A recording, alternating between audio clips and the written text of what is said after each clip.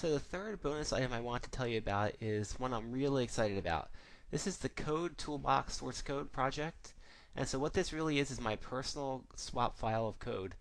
Whenever I learn something about what I need to do in programming in general, I put into one project that I can easily copy and paste the code so I can use it in the future without having to do a lot of research. What I did is I took my personal swap file, I added a lot of stuff to it, I put some stuff about C in it, Objective-C. So I want to give you a reference that you could use in Xcode directly, so you can just copy and paste whatever you need into your own projects quickly. This is something that really decreases my development time. So what I have included in my code toolbox is not only C and Objective-C code, which is how to do things like classes, loops, and arrays, and all the stuff that the book really talks about. I also include a lot of things from UIKit that you can use in your iPhone apps, which not all of it's even covered in the book. Things like buttons and stuff obviously are, but there's other things like sending emails with attachments. Uh, there's something I'm very excited about, which is a SQLite database class wrapper, and that's something which lets you use a SQLite database, which is something that is a little difficult to use actually. This is a special class that you can use in your own projects. It'll make it really easy for you to use SQL statements to get strings, numbers, and binary data like images and voice recordings into and out of your database. This is one of the ways you can use to store data and in the iPhone apps. And this is what I use in my iPhone apps to store data. So let me show you what this looks like inside of Xcode. Let's see if I can get this into the screen.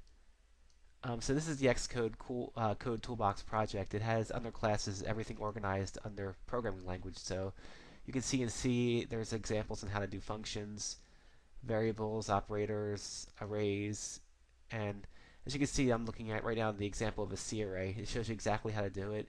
It does the printf, or for Objective-C, it'll do nslog, and it'll print all the results to the screen.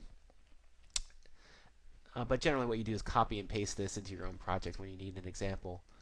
So Objective-C shows you how to use strings, including mutable strings, the special array for Objective-C, dictionaries, how to use a protocol, how to create your own class, and everything you need to do for that, and how to use a category. Cocoa Touch is the one you'll probably be a lot more interested in once you've already learned how to program. You can see I have examples on how to use buttons, sliders, text fields, date pickers, web browsers, image pickers, how to use the camera to get images, segmented controls, alerts, action seats, toolbars, has an email, and that includes email with attachments, how to draw shapes directly onto your view, how to do animation, how to do a timer. I also have the SQLite database, which if you look really quickly at the header file, you'll see that I have examples of how to use it. But I also have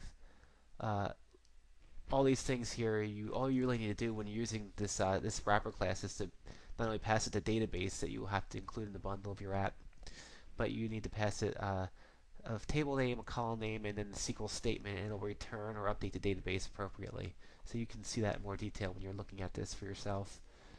In the app delegate for this is just examples of how to use these particular examples if you just want to how to use the C function show array. And this isn't something you're necessarily meant to do directly, but only when you want to use this project to see how things are supposed to behave and before you copy them into your own project. So I have an example of how to use the Objective-C examples, the C example, and also the Cocoa Touch example. So that's it. I think this is really, I'm very excited about this because this is a lot of the things I've learned over the past year, and in a lot of ways it's more than what I learned in the past year.